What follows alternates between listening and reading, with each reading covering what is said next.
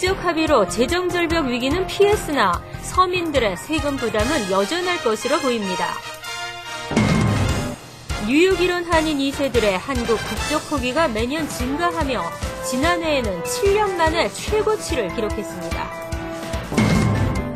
한국 정부의 2013년 예산안에 재외동포 예산이 큰 폭으로 올랐습니다.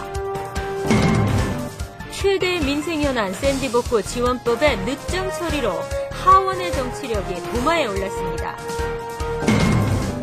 총기 규제 논란 속에 총기가 불티나게 팔리고 있습니다. 이상은 이 시각 주요 뉴스입니다. 여러분 안녕하십니까? KBN 뉴스입니다.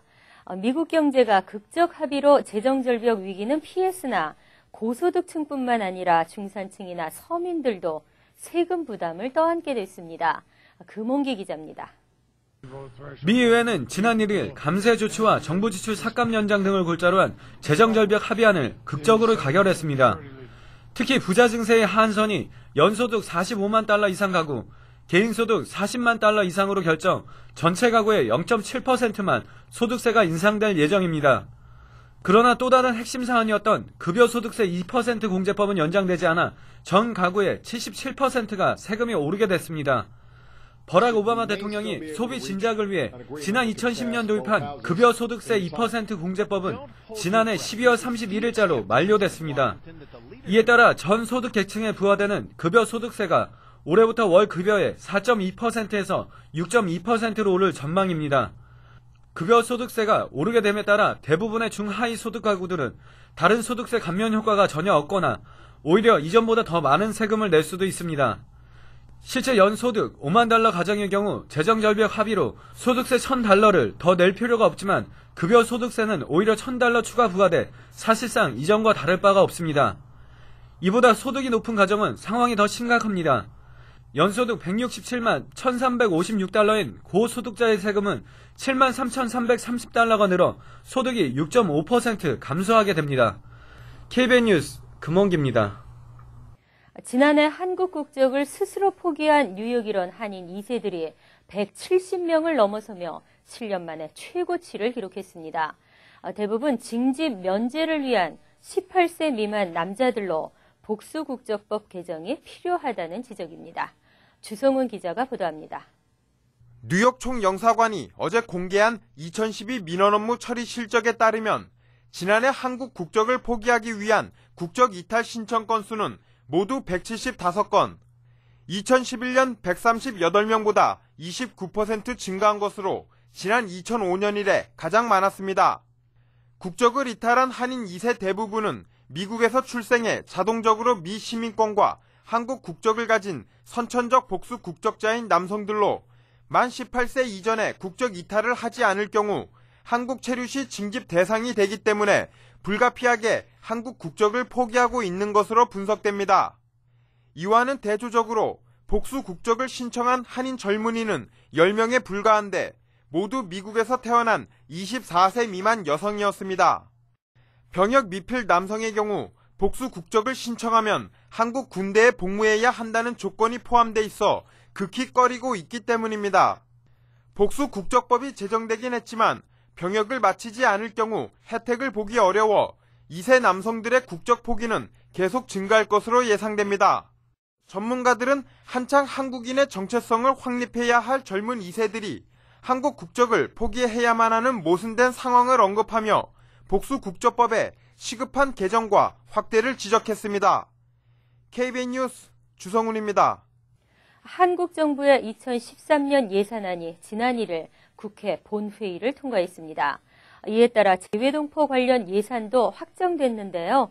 특히 해외 한글학교 지원 예산은 42%나 큰 폭으로 올랐습니다.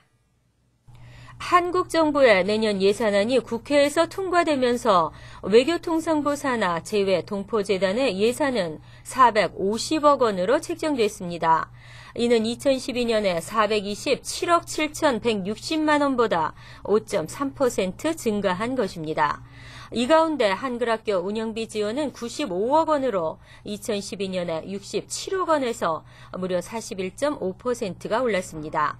한글학교 운영비 지원 규모는 당초 정부 예산안보다 10억 원이 증액돼 한국 정치권이 동포 차세대 교육에 지대한 관심을 보인다는 것을 입증했습니다. 이에 따라 한글학교는 한 개 학교당 평균 $500 정도 추가 지원이 가능해질 것으로 보입니다. 한편 올해 재외동포재단 총 예산은 정부 출연금 347억 원, 국제교류기금 92억 원, 자체 수입 10억 원 등으로 구성되며 교육과학기술부도 재외한국학교 지원 예산으로 467억 원을 책정했고 재외동포 장학사업에도 35억 원이 배정됐습니다. 외교통상부도 재외동포 보호와 지원 명목으로 지난해보다 5.3% 증가한 427억 3,200만 원의 예산을 책정했습니다. 반면 세계각지 한인회관 건립 지원 예산은 지난해보다 34.7% 줄어들었으며 재외동포 언론단체 지원금도 16.4% 줄었습니다. 존 베이너 의장의 리더십과 하원의 정치력 미숙에 대해 시선이 싸늘합니다. 최대 민생 현안인 샌디복구 지원법을 뒷전으로 했다는 이유인데요. 재정절벽 협상으로 지연됐던 샌디복구 관련 법안의 처리가 늦어도 이달 내에는 마무리될 것으로 보입니다. 연방 하원이 허리케인 샌디 피해 복구를 위한 지원 법안을 오는 15일까지 단계적으로 처리하기로 했습니다. 허리케인 샌디로 가장 큰 피해를 입었던 뉴저지주의 크리스티 주지사와 뉴욕주의 쿠오모 주지사는 공동 성명을 내고 수백만 명의 지역 주민들이 고통을 받는 가운데 하원이 행동하지 않는 것은 용납할 수 없다고 비판했습니다. 이들은 오늘 존 베이너 하원 의장을 만나 샌디 피해 복구를 위한 지원 법안을 오는 15일까지 단계적으로 처리하겠다는 방침을 약속받았습니다. 베이너 의장은 우선 내일 90억 달러 규모의 홍수 보험 관련 법안을 처리한 뒤 15일에 나머지 패키지 법안을 통과시키겠다고 약속한 것으로 알려졌습니다. 상원은 지난달 28일 총 604억 달러 규모의 지원 법안을 일찌감치 가결 처리했으나 하원은 오늘 개원하는 제113대 의회에서 처리하게 되는 셈입니다. 이에 앞서 버락 오바마 대통령은 이날 휴가지인 하와이에 도착하자마자 성명을 내고 하원에 대해 지원 법안을 조속히 처리할 것을 촉구했습니다. 예상 밖의 결과 또는 모순을 아이러니라고 하죠. 총기 규제 논란 속에 총기는 불티나게 팔리고 있습니다. 또 총기 구매는 증가했지만 총기를 소유한 가정은 줄어들고 있습니다. 미국에서 총기 구매를 원하는 사람이 사상 최고 수준으로 늘어난 것으로 나타났습니다. 총기 참사에 대한 두려움과 신변 방어 욕구, 그리고 규제가 논의되는 만큼 지금이 아니면 구매가 어려울 수 있다는 심리가 복합적으로 작용했다는 분석입니다.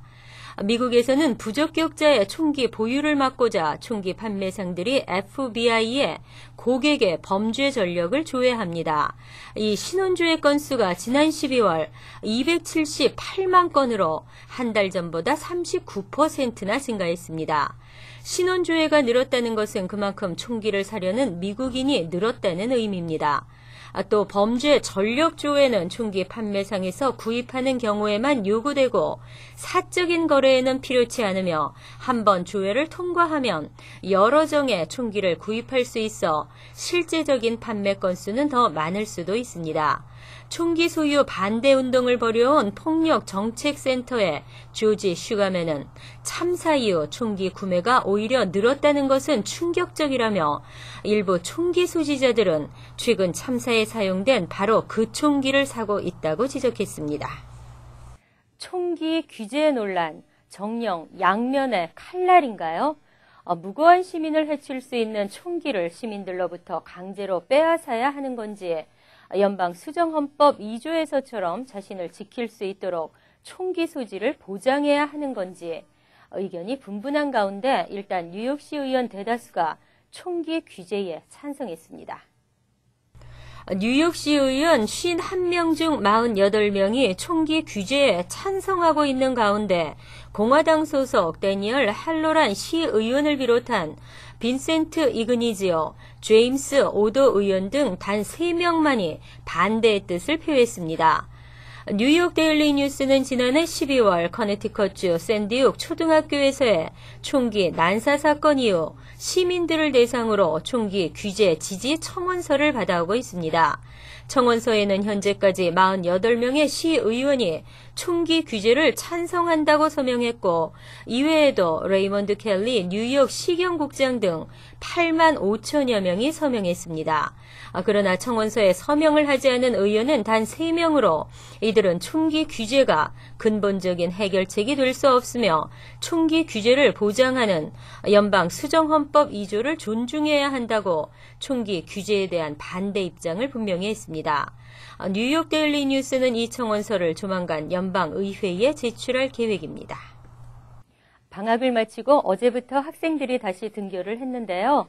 우려하던 스쿨버스 노조의 파업은 찻잔 속 태풍으로 끝났습니다.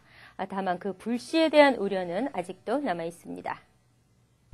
지난달 21일 마이클 블룸버그 뉴욕시장이 경고한 스쿨버스 노조 파업은 없었지만 여전히 뉴욕시 교육국과 스쿨버스 노조와의 갈등은 해결되지 않아 학부모와 학생들의 우려 속에 불씨가 남아 있습니다.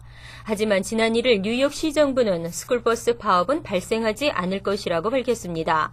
현재 뉴욕시에는 52개 업체가 1,100개의 노선을 자동 계약 연장 방식으로 운영해오고 있습니다. 그러나 시정부는 10억 달러에 달하는 스쿨버스 예산 집행을 위해 앞으로 공개 입찰을 통해 업체를 선정하겠다고 밝혔고 이때부터 교육국과 노조와의 갈등이 시작됐습니다. 이러한 취지는 30년 동안 논란이 되어온 것으로 올해부터 기존의 스쿨버스 운전사는 일자리를 잃을지 모른다는 불안감에 휩싸였습니다. 노조 측은 경험 많은 운전사들이 운전대를 놓으면 학생이 위험을 당할 수 있다고 주장하고 있고 시정부는 어불성설이라는 입장입니다. 노조 측은 계약 연장에 실패했더라도 기존의 기사들을 해고하지 말 것을 요구하고 있지만 시정부 측은 불법이라며 맞서고 있는 상황입니다. 현재의 교육제도는 학생들의 대학 진학과 사회 진출에 일관성이 부족하다며 뉴욕주는 공교육 개선 방안을 공개했습니다. 학생들은 앞으로 더 많은 수업 시간을 배움의 기회로 확대합니다. 뉴욕주가 연중 수업 일수와 일일 수업 시간을 연장할 방침입니다. 앤드류 쿠오모 주지사가 지난해 출범시킨 뉴욕주 교육개혁위원회는 어제 예비 제안서를 제출하고 현재의 뉴욕주 교육제도를 개선해야 한다며 개혁 방안을 내놓았습니다. 우선 학생들에게 배움의 기회를 확대한다는 취지에서 수업 일수와 수업 시간을 연장하고 프리킨더가든의 확대를 제안했으며 학생들의 학업 성취도를 높이기 위해 학교와 지역사회의 소통을 넓힌 서비스 개선, 기술 교육을 통해 학교의 역할을 지역사회 센터로 확대하는 내용도 포함됐습니다. 앤드류 쿠오모 주지사는 이 방안들에 대해 대체로 만족감을 표시했으며 문제는 예산 마련이지만 필요하다면 강행하겠다고 밝혔습니다. 실제 이러한 방안들은 과거에도 수차례 제안됐었지만 예산 문제, 정치적 이슈 등으로 반대에 부딪힌 바 있습니다. 한편 쿠오모 주지사는 오는 9일 신년연설에서 교육개혁 방안에 대한 구체적인 청사진을 제시할 예정입니다. 갓 구워낸 빵의 냄새가 커피 향만큼이나 우리를 유혹하는데요. 파리바게트가 뉴저지 리치필드 H마트 쇼핑몰에 리치필드점을 오픈했습니다. 파리바게트 리치필드점은 그랜드 오픈을 맞아 내일부터 6일인 일요일까지 모든 고객에게 선물을 증정합니다. $5 이상 구매 고객은 케이크를 살 때 $3 할인받을 수 있는 쿠폰을 주며 $15 이상 구매 고객에겐 딸기잼을 선물로 증정합니다. 1250 스퀘어핏 규모의 리치필드점은 매장 내 6개의 테이블을 마련해 고객들이 간단한 모임을 열거나 휴식을 취할 수 있도록 배려했습니다. 한국에 본사를 두고 있는 베이커리 파리바게트는 지난 2007년 뉴저지 팰리세이드 파크 1호점을 시작으로 포트리, 에디슨점을 비롯해 뉴욕 맨해튼과 플러싱에 2개, 그리고 베이사이드, 펜실베니아 등의 9개 직영점을 운영하고 있습니다. 이어서 LA 지역 한인사회 소식입니다.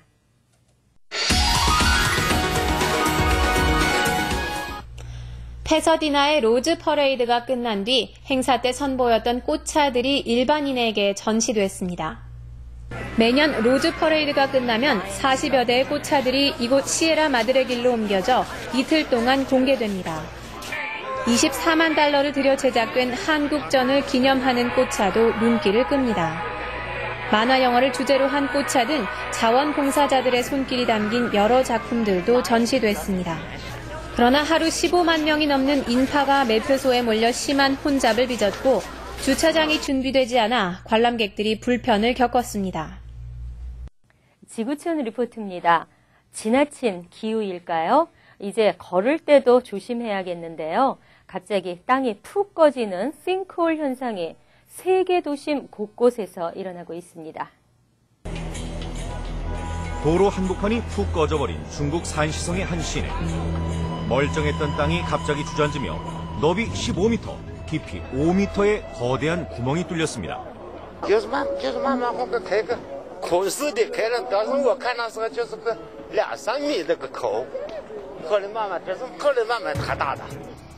난징시에서는 싱크홀 안으로 고꾸라진 버스를 끌어올리느라 애를 먹었습니다. 길을 걷던 여학생이 땅속으로 사라졌다 구조된 일도 있습니다. 지나가던 택시기사가 목격하고 소녀를 삼킨 6m 깊이 구멍 안으로 뒤따라 들어갔습니다.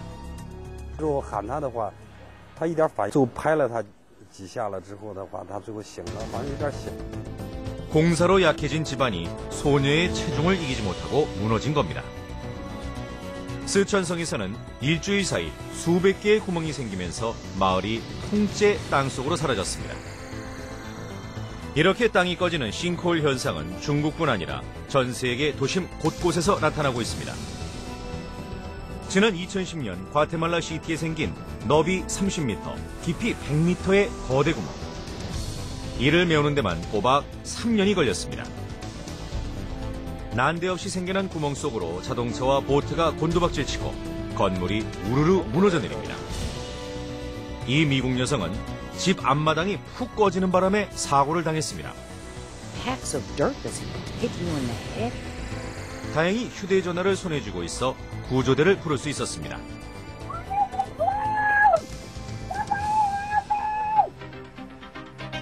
일반적으로 싱크홀은 지하 암석의 침식으로 생기는 자연현상. 하지만 도심에 출몰하는 싱크홀은 인간의 무분별한 개발에 의한 자연의 역공이라는 분석이 지배적입니다. 간추린 소식입니다. 맨해튼 42 스트리트 포트 오소리티 버스 터미널에서 어제 오전 8시 15분쯤 가스가 유출됐다는 신고가 접수돼 시민들이 대피하는 소동이 벌어졌습니다. 커네디스는 현장 조사를 위해 해당 건물 안에 있던 사람들에게 소개령을 내리며 조사했으나 가스는 유출되지 않은 것으로 확인됐고 항만청은 오전 9시부터 터미널을 정상 가동했습니다. 뉴저지 말보로 지역 각 학교마다 어제부터 무장경찰이 배치됐습니다. 시 당국은 이 제도를 90일간 시범 운영한 뒤 연장 여부를 결정할 방침입니다. 그러나 허리에 권총을 차고 제복을 입은 채 교통 정리를 하거나 교내를 지키는 경찰을 보는 시각은 다양합니다. 뉴욕주 경찰은 지난달 14일부터 이달 1일까지 29곳에 체크포인트를 설치해 안전운전 위반 집중 단속을 펼쳐 3만 3천 장 이상의 위반 티켓을 발급했습니다. 또 이 기간 538명이 음주운전으로 체포됐으며 미성년자 술 판매업소 단속에는 22명이 체포됐습니다. 롱아일랜드 서퍼 카운티와 나소 카운티도 지난달 28일 오후 7시에서 이를 오전 7시까지 음주운전 단속을 펼쳐 각각 38명의 음주운전자를 적발했습니다. 레오니아 경찰서가 경찰 추가 채용을 타운에 촉구했습니다. 레오니아는 현재 17명의 정규 경찰이 근무하고 있으며 경찰력은 인구 1000명당 1.71명에 불과합니다. 레오니아 경찰서 측은 버겐 카운티 경찰력은 평균 2.2명이라며 경찰 1명을 채용하는 데 드는 주민당 세금 부담은 연간 25달러라면서 지역 치안을 위해 투자가 필요하다고 강조했습니다. 환율과 증권 소식입니다.